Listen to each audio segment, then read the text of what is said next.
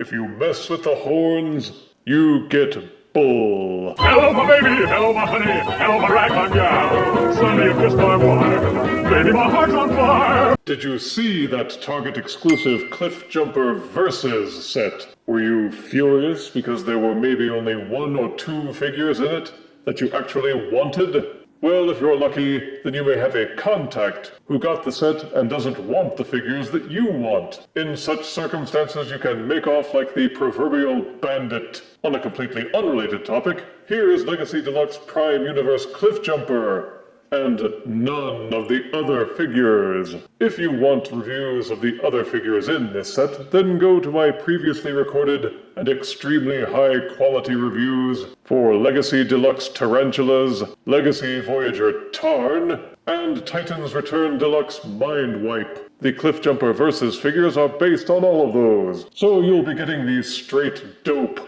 Anywho, in Transformers Prime, the CGI series, which supplanted Transformers Animated, started off with Cliffjumper, then pulled the rug out from under viewers by killing him off in the first couple of episodes. They used his reanimated corpse a few times, and he popped up in a few flashbacks, but it's generally agreed that he got a raw deal. Even so, he had at least 2 or 3 figures in the toy line, of varying quality and accuracy, and they brought him back for this Legacy Versus bundle, a heavily recolored and slightly remolded version of the Legacy Chase figure. The mold works surprisingly well for him.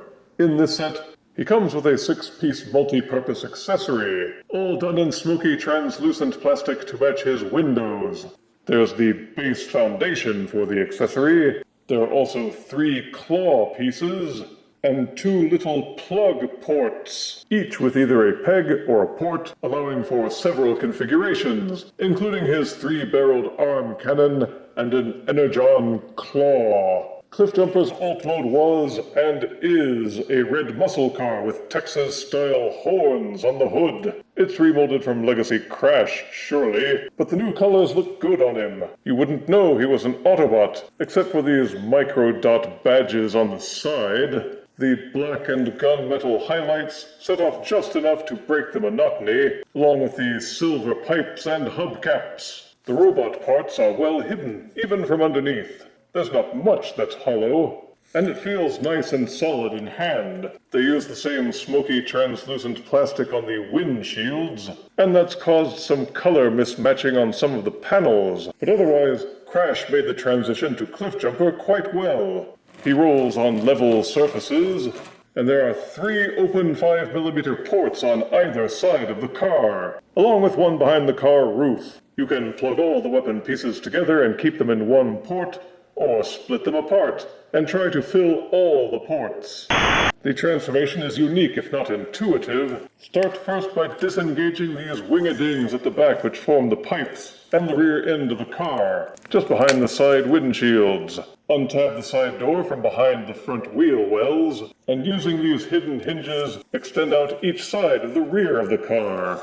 With all this mess untabbed, you may ease the front windshield out, and this will disengage and allow you to rotate out the entire rear section. Rotate these parts down to become the robot arms, and keep extending these hinges upward. Disengage the roof of the car, it hinges downward, and once it's unhinged, flip this panel up. Keep extending the car roof down. Inside you can see this tab, which corresponds to a groove inside the windshield. Keep folding down, and tab those together. Spin Cliffjumper's head around, then clamp this flap back shut. Rotate the car door so that the elbows of the robot arms are pointing forward. You can probably guess, just by looking, that you have to split apart the front of the car. Extend the legs outward a bit, straighten up the thighs, then towards the front of the car. These little sections on the inside of the front fold out. Then the front bumper of the car folds forward. Flip the headlights up, then this section rotates to become the robot foot, turning him around. These wacky folding hinges accordion inward. Setting up the next phase of the transformation, there are tabs here, grooves here.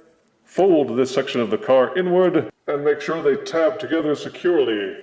Repeat for both sides and the transformation is complete. For a character with so little screen time, Prime Cliffjumper had a look that people seem to like a lot.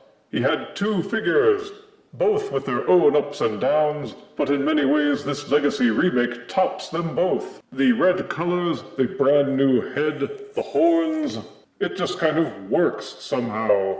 It looks well proportioned, and there's very little kibble except for the wing-a-dings on his back. There's also not much visible hollowness. Even the forearms and shins are missing the normal ugly gappage that you see with most Autobot Deluxes. He feels quite solid, and everything seems to tab and hold together quite well. The head is an excellent representation of Prime Cliffjumper, while still keeping the face sculpt ambiguous enough that you can imagine it's either a live Cliffjumper or zombie Cliffjumper. On my copy, there was a factory defect in the form of a missing hinge pin from the right ankle. Nice quality control, Hasbro. I've got the minions looking for a pin that's 2 millimeters in diameter and 17 millimeters in length, preferably with a flat head. Until such time as one can be found, the poor man's solution of clipping an ordinary toothpick seems to be working fairly well. Each arm has an open 5 millimeter port at the shoulder and on the forearm. Each fist can hold the accessories in a number of combinations, including the claw and the simulation of his tri-barrel arm cannon. The hand doesn't actually use the ports for the weapon, though. Instead, you clip it on with this hollow part behind the peg.